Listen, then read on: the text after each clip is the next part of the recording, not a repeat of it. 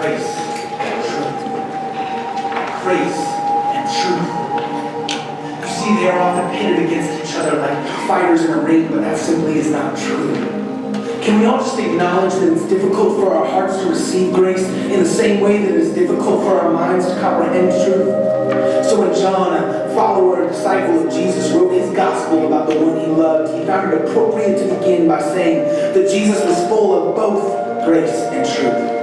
Yes, Jesus, who is 100% God and 100% man, 100% lion and 100% lamb, is 100% grace and 100% truth, because when you're eternal, you can have percentages like that. See, most of us feel comfortable in one camp or the other, as if comfort was the main point. Grace and truth often feels like a violent game of tug of war, where the tension in the road becomes the tension the world feels when looking at us Christians. Those who pull on truth think the grace side is wimpy. See, truth is absolute, it's definable and powerful. The truth side must win, because what else could we be anchored in? Grace. The truth is, you can't handle the truth without grace. But too often, those pulling on grace in the tug of war view the truth side as too rigid. Because grace is messy, it's reckless, and it's humbling. It winds its way into human hearts like a stream winds through a forest. It's unpredictable. People think grace is soft on sin, but grace is just getting started. True grace looks at sin and only works harder. The grace side must win, because what else could we put our faith in? Truth. But back to the point where we pick the side where we feel the most comfortable. See, we usually side with the one because we haven't fully experienced the other. We resonate with the one we most assimilate. It's a silly little game we Christians play. We'll beat people down with self-righteous truth or drown their sorrows in a bottle of cheap grace, but neither one transforms. While we are busy arguing our side, the world is left cold in the dark and outside. All because we feel comfortable with grace or comfortable with truth. But what if comfort wasn't the point? Maybe grace and truth is less about comfort and more about intention. While the world turns away from our silly little debates about which is more important, or while it waits to see which one will be more clearly seen in our living, Jesus stands in the middle of our tug of war. Jesus is found in the tension. You see, no one will ever know grace unless we know the truth. And we will never know the truth if we don't understand grace. And we won't know either unless we know Jesus.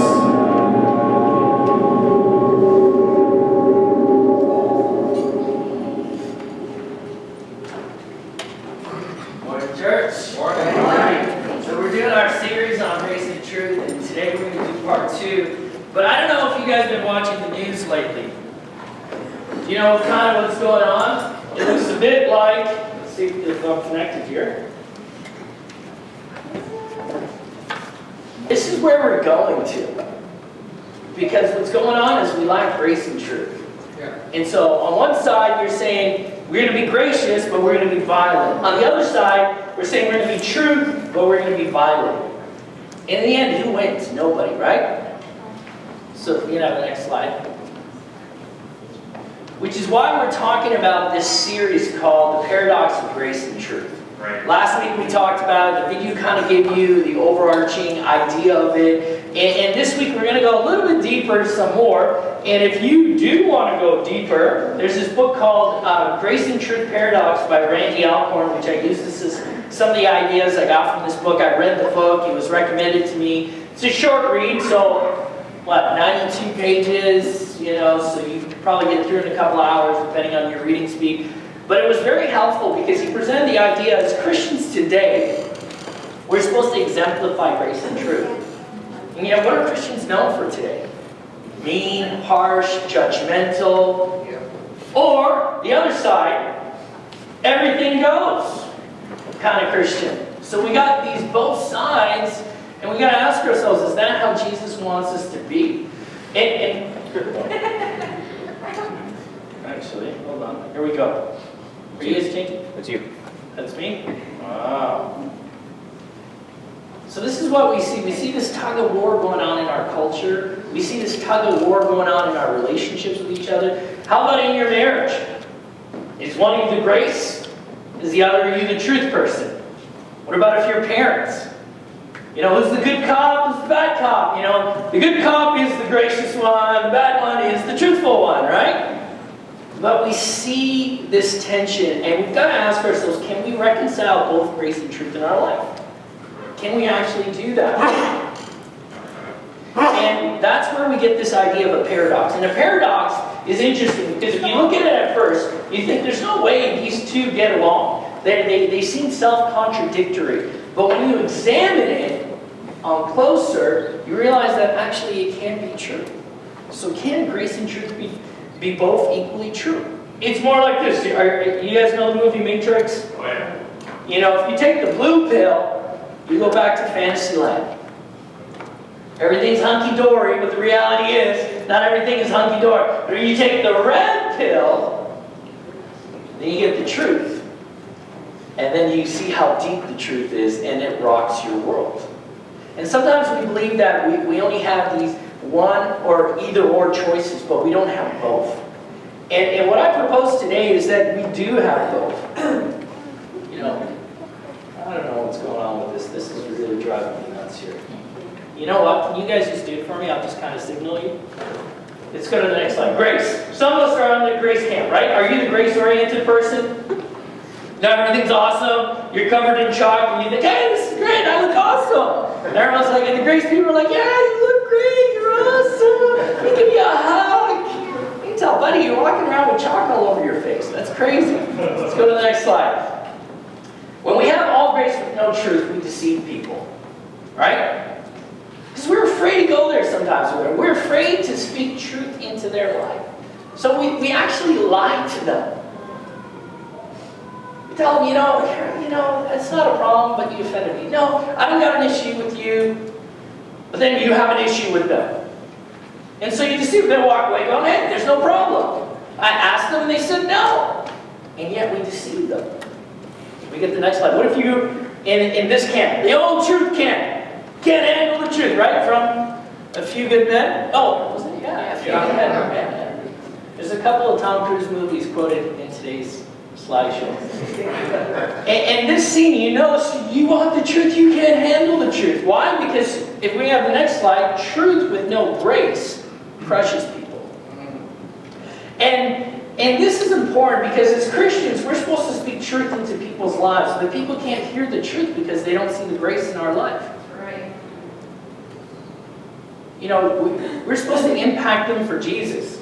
And we're telling them, yeah, I'm giving you the truth of Jesus. And how do we do this? Oh, that person spends a lot on their clothes. You're passing judgment. You don't know. What if they got it from Valley Village? Great deal, right? Yeah. Right. Well, that person has really a fancy car. Oh, what if they bought it used?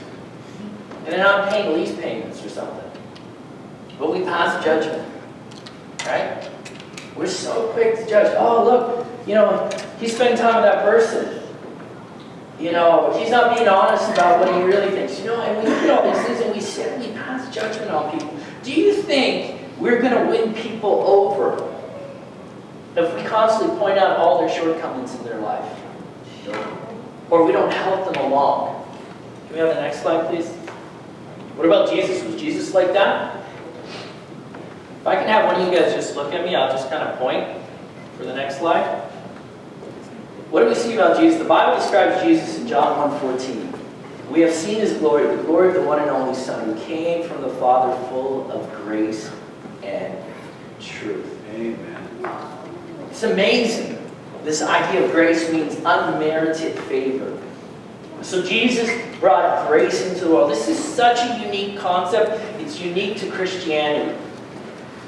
All major faiths have these do's and don'ts, and yet what's very unique to Christianity, and Jesus made this plain to the world, is that you could be so messed up that God is willing to forgive you, and you can't earn that salvation.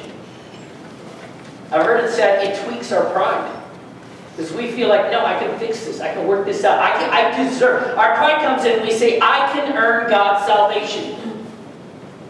And it totally tweaks our pride. To think that I actually need God's forgiveness and there's nothing I can do. It's grace. It's unmerited favor. The true side of it is that there is truth to consider on this subject. And the Bible says, John 14, Jesus is the way, the truth, and the life. He's claiming that he's the truth, but the statement of truth is he's not just saying, I'm going to speak to you truth. He does something else. He personifies the full measure of God's grace and truth. And when you look at Jesus, it's not like, oh, some days he's gracious, some days he's just truthful. No, he is the full measure of both. Amen. So what we see in Jesus is the perfect example that we're to follow. He's the example of what it means to be gracious, and he's the example of what it means truth come together. Grace and truth personified. So if we want to learn how to do this, and we're actually called to be like Jesus. If you want to have a relationship with God, then you're called to follow the way Jesus lived, right? Yeah. So if you're a Christian today, or you want to pursue Christianity, you want to follow Jesus, then what we've got to do is look to Jesus' example. And his example was full of grace and truth. Can't have the grace of God without the truth of God. Let me kind of pause for a moment here and explain this. Who wants their sins forgiven? Who wants to get like clean slate? Like you're totally forgiven of all your sins. Who doesn't want that, right? Who wants to go to hell? Who doesn't want to go to hell? Like, hey, if hell's anything like it described in the Bible, I have no desire to go there, okay? So I want God's grace. I want God's forgiveness. But do I still want God's truth? And that's what people think, yeah, I want to be saved, but I don't really want to change anything. It doesn't work that way. So if you want God's grace in your life, if you want God's forgiveness, then you've got to bring God's truth in your life, which means you got to deal with sin in your life. You got to address the things that are holding and hindering your relationship with God. And you've got to own that. So if you want God's salvation, then you've got to bring God's truth into your life. Because if you don't, you're unbalanced, and it's not what Jesus talked about. And it's not what God called us to live either. We can't be unbalanced in this. If we want the grace of God, then we need the truth of God right there beside it. So how do you respond? This is one of those sticky, remember we said, when grace and truth come together, it gets messy. There's a lot of tension, right? Well, here's another one of those. So how do we demonstrate or respond with the full measure of grace and truth when someone sins towards us? Or somebody sins around us? What if they sin towards you? How do we respond like Jesus? How do we become gracious and truthful at the same time? Give them the full measure of both. So what we're going to do is we're going to look at an example of this in the Bible. An example is found in Luke 15. And it's actually a really interesting story, but I encourage you to go home to not just read this story yourself, but to read the whole chapter of Luke 15. And we're going to start off Luke 15, 1 and 2, because this kind of sets up the context of what was going on. So in Luke 15, 1, it says, tax collectors and other notorious sinners often came to listen to Jesus teach.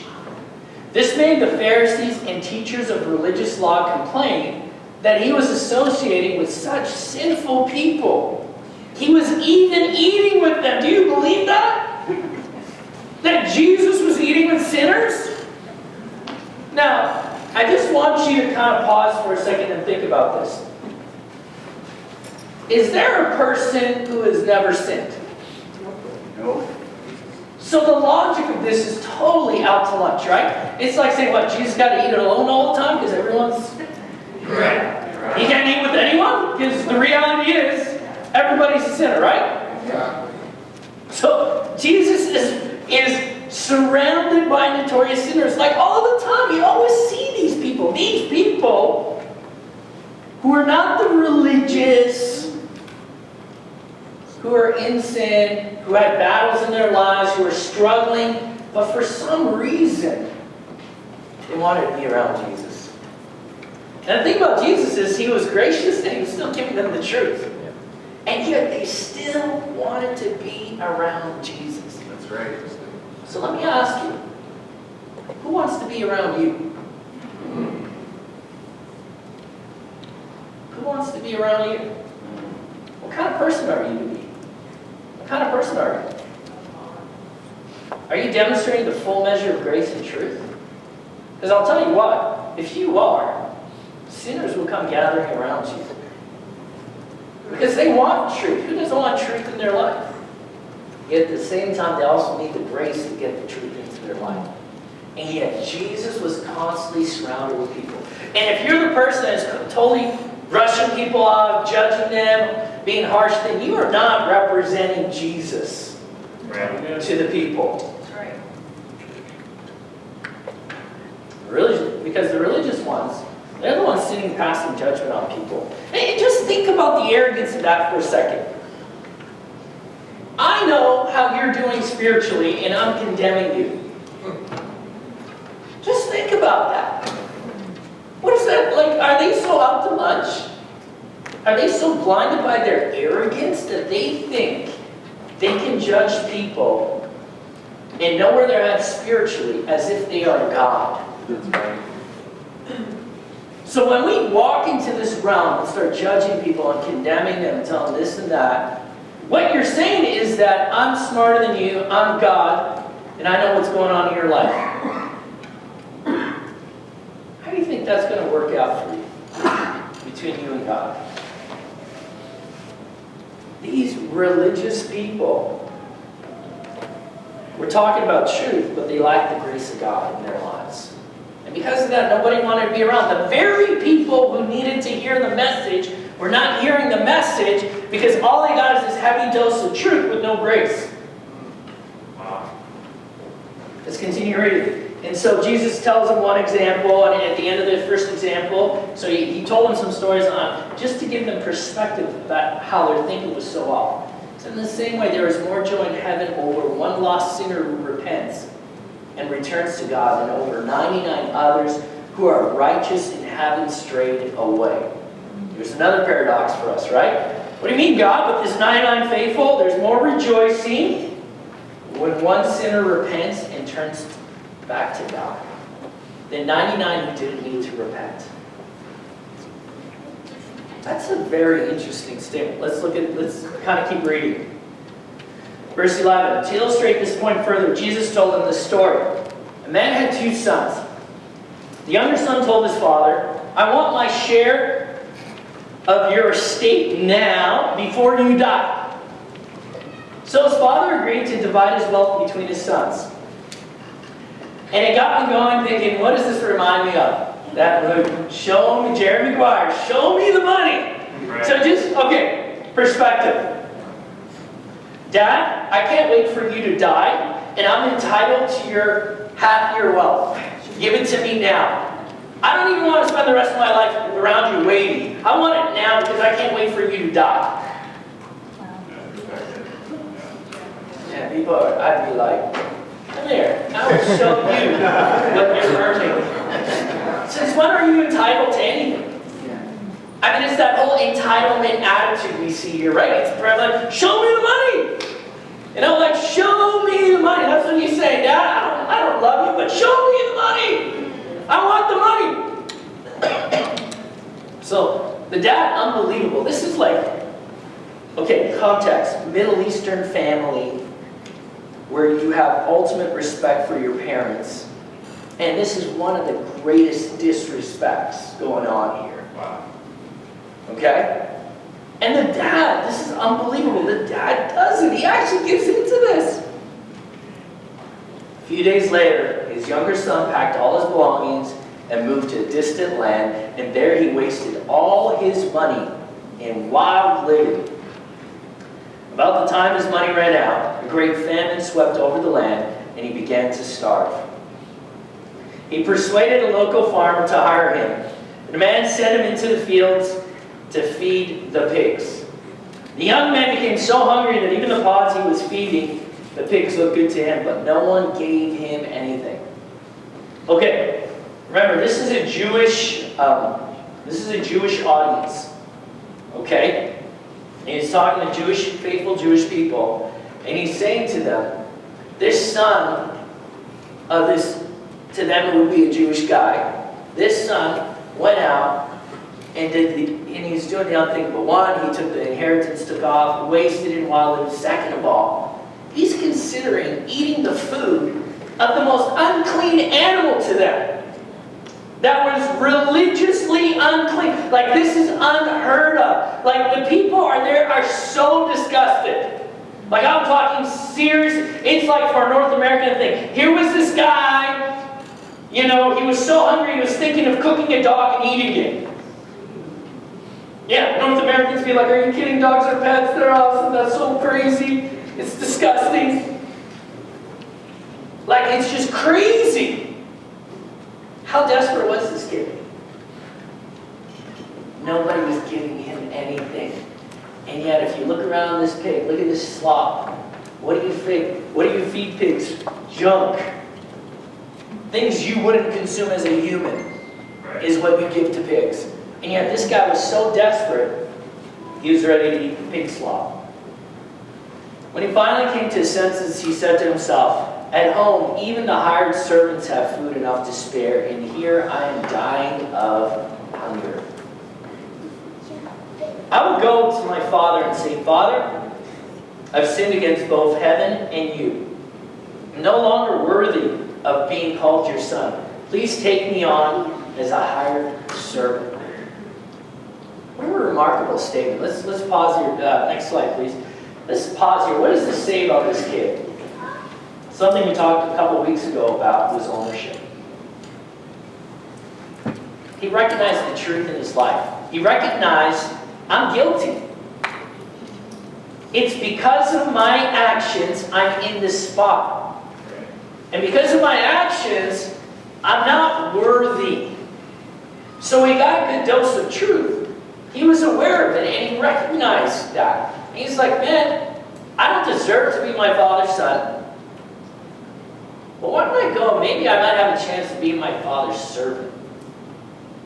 Then at least someone will feed me.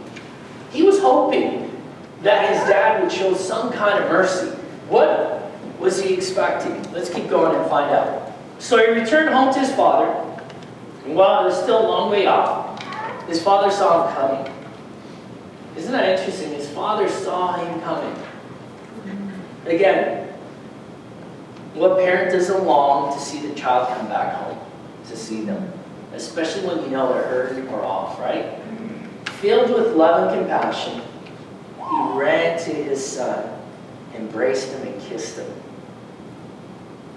The son said to him, Father, I've sinned against both heaven and you, and I am no longer worthy of being called your son.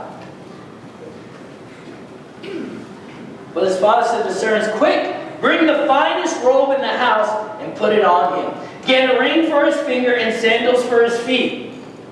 And kill the calf we've been fattening. We must celebrate with the feast. For this son of mine was dead. Now he's returned to life. He was lost, but now he's found, so the party began. How would you have responded? Your child didn't care about you, insisted on half your wealth, took it, squandered it, came back looking like a wretch. How would you have responded? You at first might be, thank God you're safe. Second, you probably take out the belt or the stick or whatever your culture does and start whooping him, right? I remember getting in trouble as a kid, Middle Eastern family. Dad forgives you after the whooping. And I got whooped until I was 14 because I made the teacher cry. How would you have responded? Would you have been like, yeah, go back out. You don't belong here. I'm done with you. I will disown you for what you've done. How did the father respond? Father, you get this idea that he was waiting. He was hoping. Maybe his prayer was, God, help my son to come to his senses. I pray that he comes back home to me. And then when he sees him, imagine the moment of truth. You know you've totally blown it.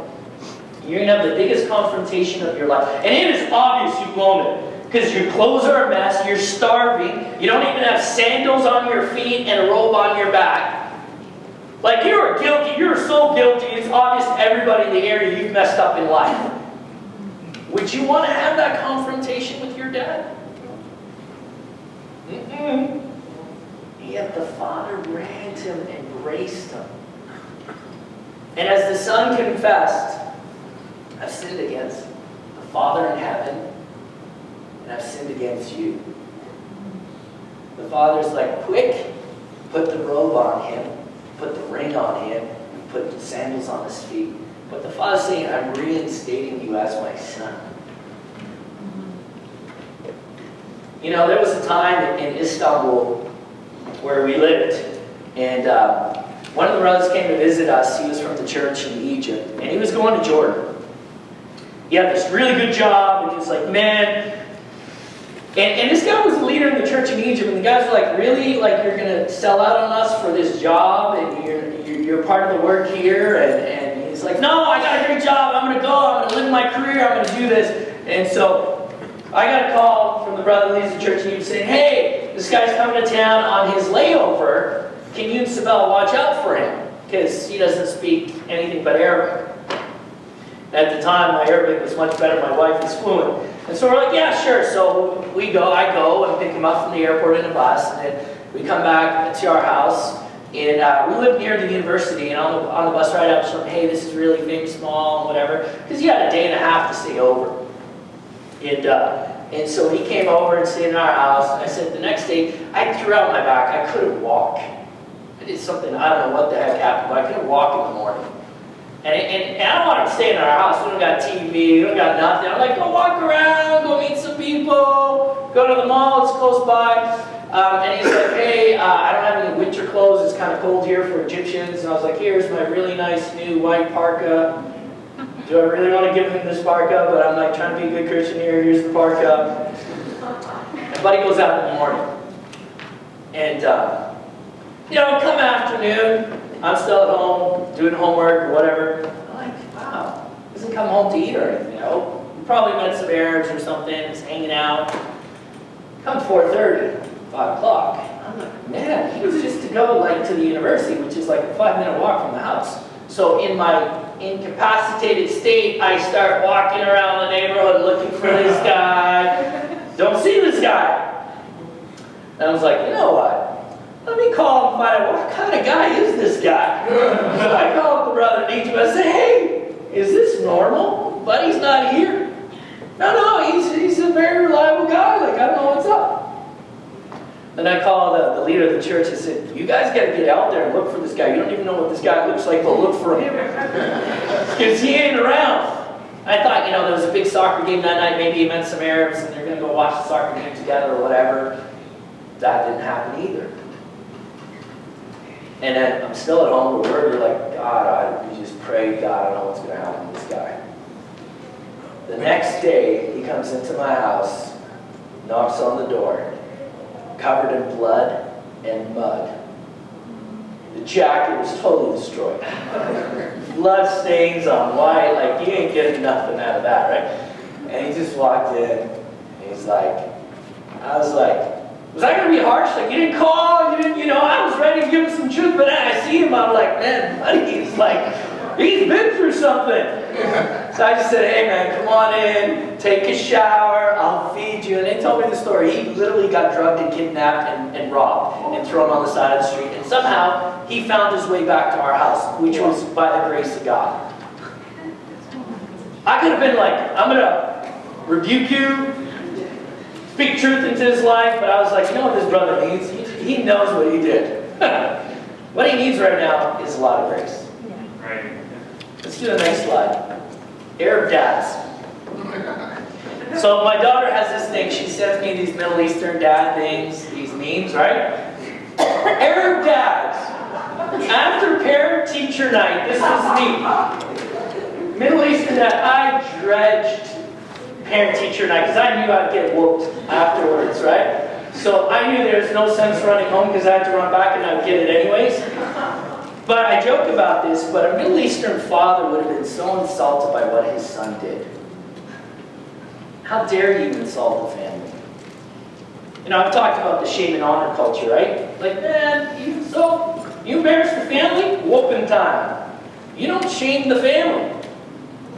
And you get beatings for that. So what the father did must have shocked everybody around him as well, because he threw a party. Right. And everybody would know what this kid was up to. Look what the Bible says about this. Sorry, he killed the fattened calf. This is what he got. He didn't get the beatings. He got the fattened calf. Let's go on. Next slide. Yeah, and the Bible says in the same chapter, in the same way, there is joy in the presence of God. It's angels when even one sinner repents.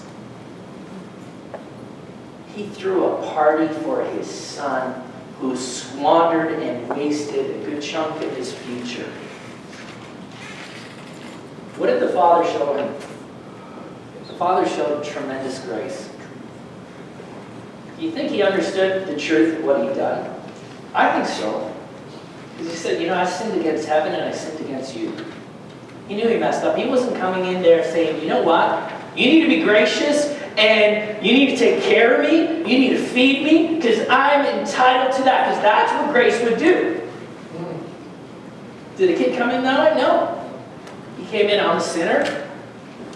I don't deserve to be your son. And he couldn't get the rest out because his father loved up on him and showed him grace. So the story doesn't end there. Meanwhile, the older son was in the fields working.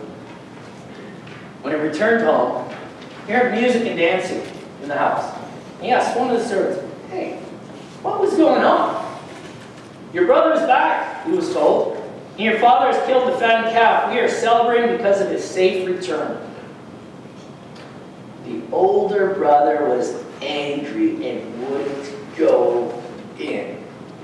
His father came out and begged him, but he replied, all these years I've slaved for you and never once refused to do a single thing you told me to.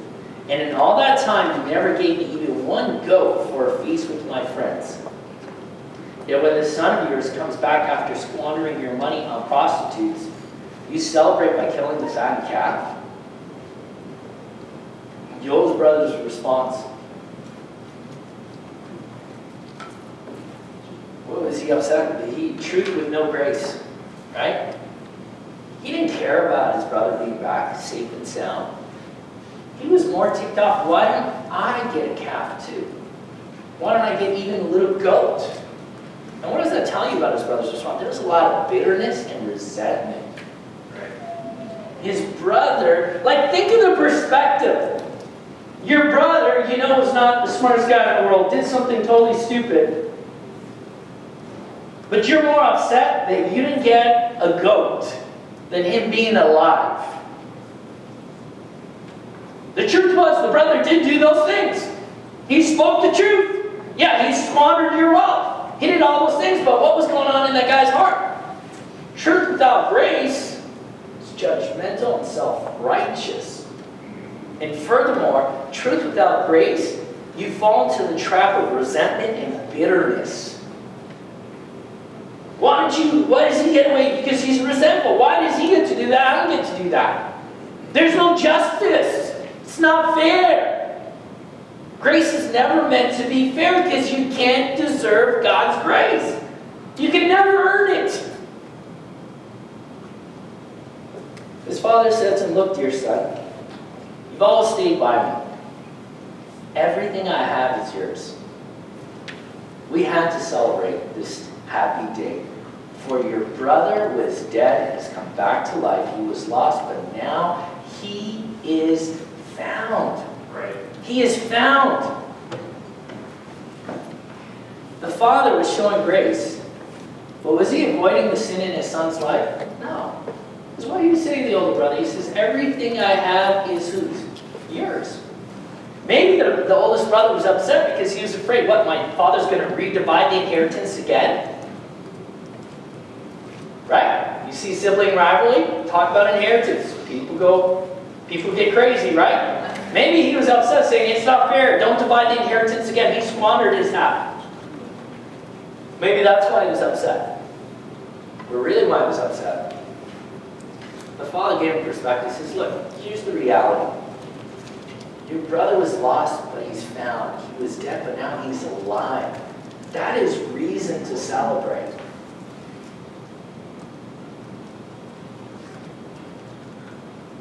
But there's consequence for sin.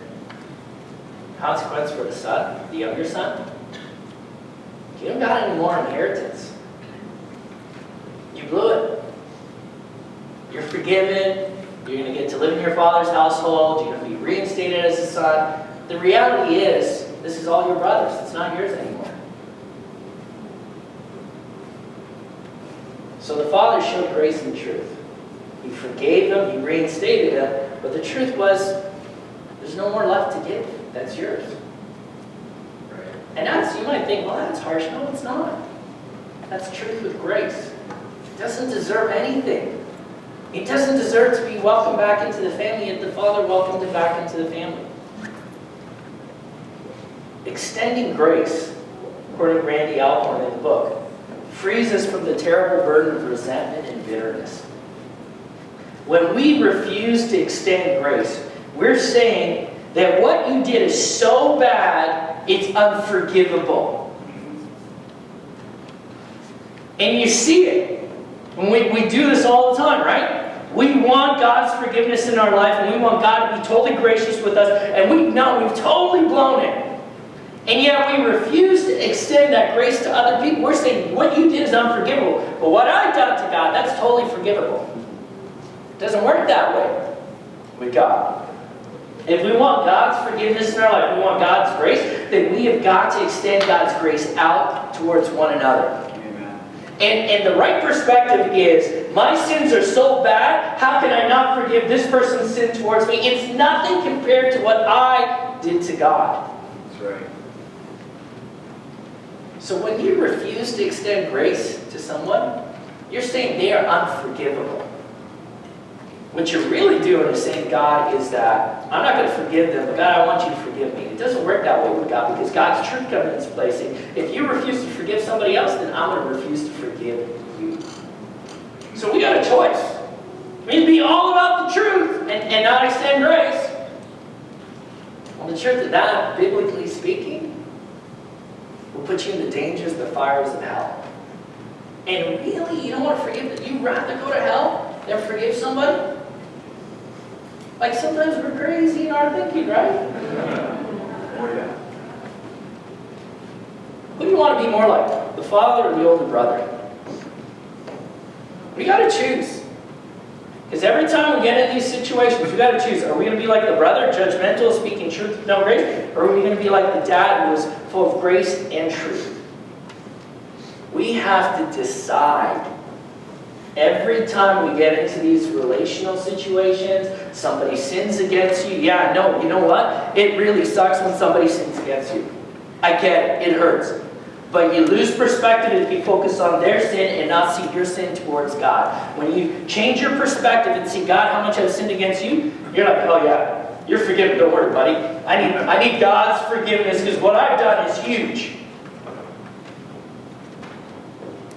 So why do you think Jesus taught this parable as an example for us? Because we got to ask that question. Why did he teach this example? It's a reason why it's in the Bible. God's grace always comes with God's truth.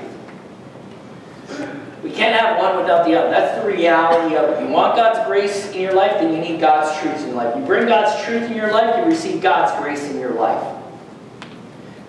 We become unbalanced and unlike Jesus when we go only grace and we don't speak God's truth into people's lives and they just go off the cliff spiritually. And then if we're all about truth and no God's grace, then no one's going to listen to any truth you have because they don't see the love. Right. Jesus had the full measure of both. And if we're called to follow Jesus, then we need to have the full measure of grace and truth. So people need the direction that comes from God's truth. We find that in the Bible. People desperately need God's truth. We need to share God's truth into people's lives. But people also need God's grace to help them to get God's truth in their life and to follow through. If you're a grace-oriented person,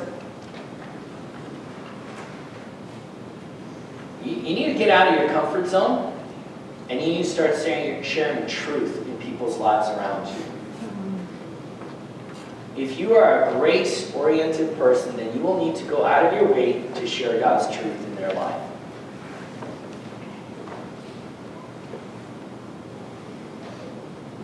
If you are more of a truth-oriented person, then you've got to go out of your way to demonstrate God's grace.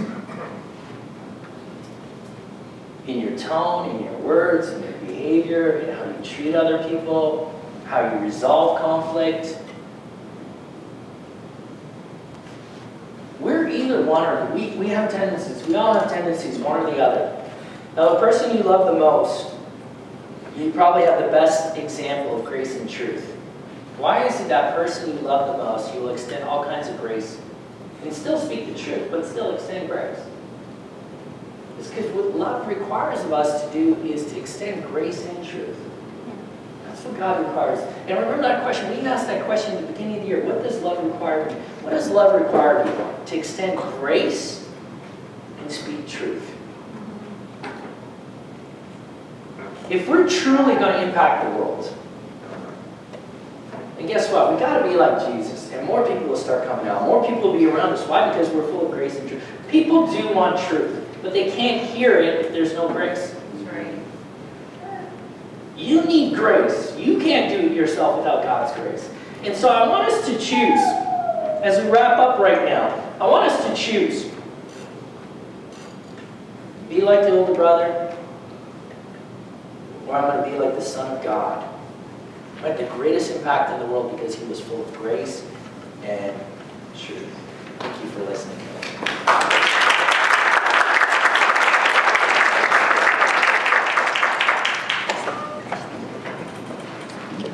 Thank you, Eddie. So that basically concludes our service. I just want to say thank you guys for joining us. I really love this whole idea. I know for me that's something that I need to work on, is speaking the truth to people. I look at Jesus' life and what I read in scriptures, and he was surrounded by people who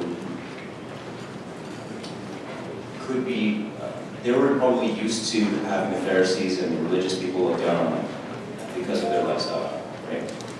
And Jesus, I'm sure, and I read in the scriptures, he spoke the truth to them. He told them, you need to correct your life here. It's not right, but he loved them in a way that they received it. And I think that's something that, for me personally, I need to work on more, speaking truth to people and doing it in a loving way. Full of grace. So hopefully, guys, you've all taken something away from this as well. I really love this series, this whole idea of having the balance between the two things, right? So, with that, I'm just going to pray and then we'll be dismissed. Father God, thank you so much for your example to us, God, giving us your Son to come to earth and really set the perfect example for us to live by. God, I pray that we will move forward in our lives and do our best to live with grace and truth. God, sharing with people around us and loving them in a way that draws people closer to you. God, I thank you so much for everything you do for us. Praise in Jesus' name. It was 12:05. Parents, if you've got kids in class, you can pick them up for about 12:15. Until then, Joseph Fellowship is dismissed.